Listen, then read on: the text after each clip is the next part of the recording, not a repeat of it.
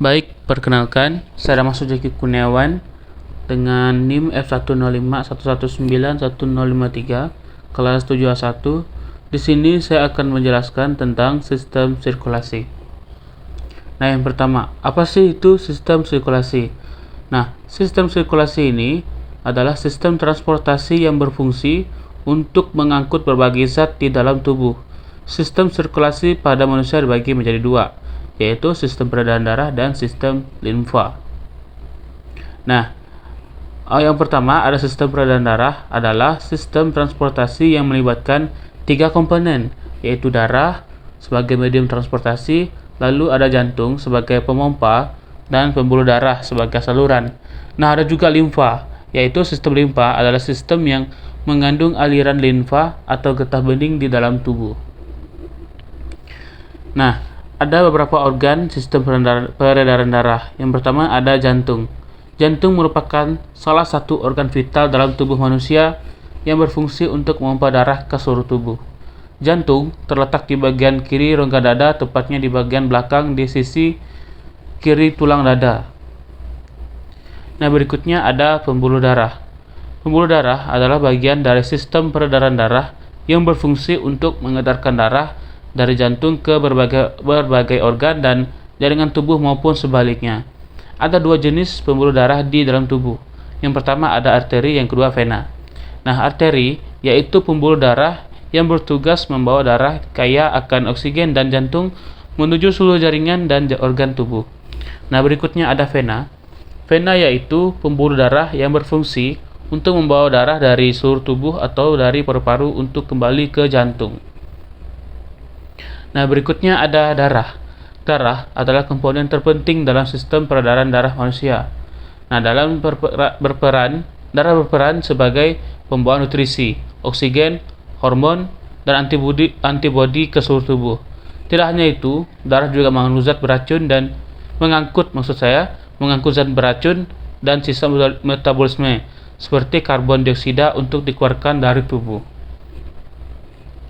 Nah, ada beberapa bagian dari darah. Yang pertama ada plasma darah. Plasma darah merupakan cairan berwarna kekuningan yang mengandung berbagai zat penting seperti antibodi, hormon, dan protein.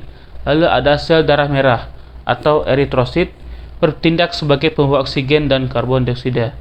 Nah, berikutnya ada sel darah putih atau leukosit, merupakan komponen utama dari sistem kekebalan tubuh. Sel darah ini berfungsi untuk mendeteksi keberadaan benda asing yang berbahaya, seperti zat beracun dan kuman, lalu melawannya agar tubuh terlindungi dari berbagai penyakit. Keping darah atau trombosit dibutuhkan oleh tubuh untuk menunjang proses pembekuan darah saat terjadi luka atau cedera. Nah, ada tiga mekanisme sistem peredaran darah. Yang pertama, sirkulasi sistematik, yaitu sirkulasi darah yang mengalir seluruh tubuh. Nah, ada juga sirkulasi pulmonal, yaitu bisa juga dikatakan sebagai sirkulasi paru. Di sini sirkulasi pulmonal ini sirkulasi darah dari jantung menuju paru-paru ataupun sebaliknya. Nah, darah yang membawa nutrisi dan oksigen ke otot jantung akan dialirkan melalui pembuluh arteri koroner. Nah, berikutnya ada mekanisme peredaran pada manusia. Ada sistem peredaran darah besar dan sistem peredaran darah kecil. Nah, jadi sistem peredaran besar ini dari bilik kiri, aorta, seluruh tubuh kecuali paru-paru, lalu vena cava, serambi kanan. Lalu sistem peredaran darah kecil, bilik kanan, arteri pulmonalis, paru-paru, vena pulmonalis, dan serambi kiri. Nah, lalu ada kapiler. Kapiler menjadi penghubung antara arteri dan venula.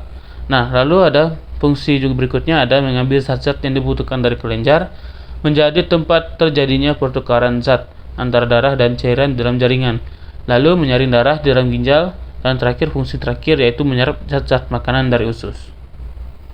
Nah, sistem limfa.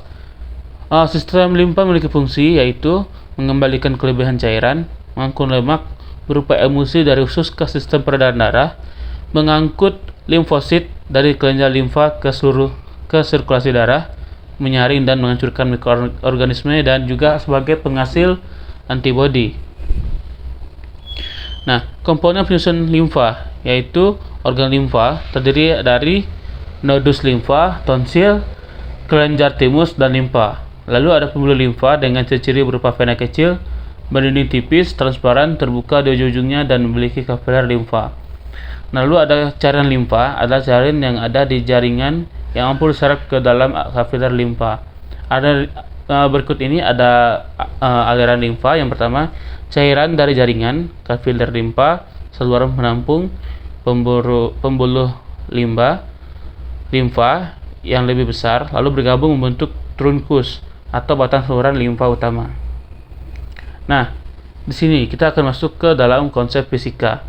Jika kita tinjau sistem yang dimiliki manusia seperti sistem transport peredaran darah, maka sistem peredaran darah ini masuk ke dalam fluida. Nah, kita coba masuk dalam contoh kasus peran tekanan hidrostatis. Saat jantung berkontraksi menyebabkan darah terpompa keluar dari jantung pada tekanan P0. Pada kondisi ini, darah mengalir sepanjang pembuluh arterinya.